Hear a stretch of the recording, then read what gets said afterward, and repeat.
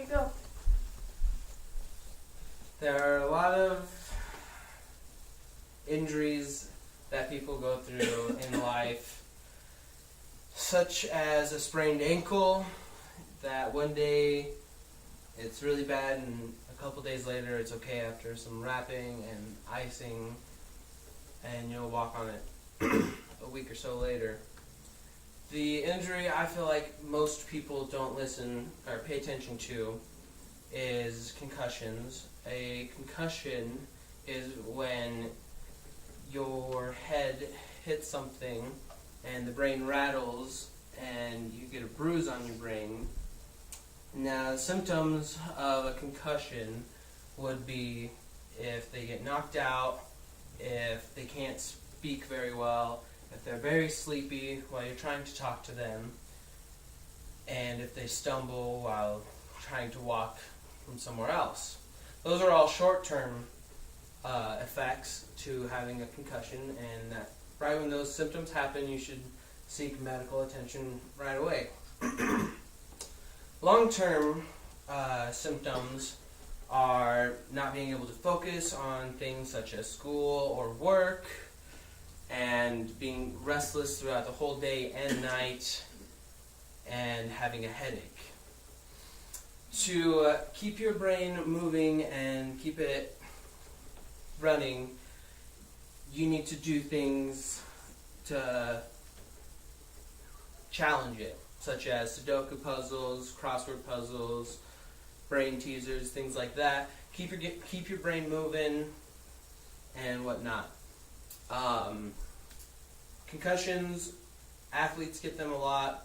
The problem with athletes is they try to go back to their sport too soon and end up either making their concussion they have now worse or getting a second concussion. You need to take, while you're an athlete, you need to take a couple steps to go back to performing the way you were before. First step is to rest for a few weeks. Do nothing, no running at all. Second step would be to do light training, like lightly working out, lightly jogging. Second step would be to gear up and take precautions in practice and lightly drill, do a few things, and after all those are completed for a few months, the last step would be to gear up and go back out on the playing field and do your sport. The other factor is I feel like kids are more prone to having concussions than adults or athletes because they're always running around playing tag, pushing, shoving, doing all this stuff. And I work at the YMCA, and I had an incident where a young boy was jumping off a slide and his feet caught the edge. He fell, hit the ground, and he was unconscious. So I knew right away he probably had a concussion because he was about 8 feet high up. And so I tried to help him up, and he started mumbling and couldn't talk very well. And then we helped him up. He was stumbling, he was falling all over the place, so we had to have two people carry him up to the classroom. And there he was trying to fall asleep while we were talking to him, nodding in and out. And you can't let them fall asleep when they have a concussion because they'll go into a coma and won't be able to wake back up. And so the next step is to call an ambulance, and when the ambulance get there, you have to let them take over from there.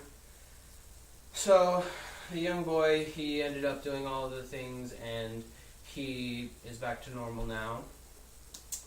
So I feel like everyone in life should have some kind of certifications, some kind of knowledge of different types of things. I personally have a CPR first aid and a couple other certifications.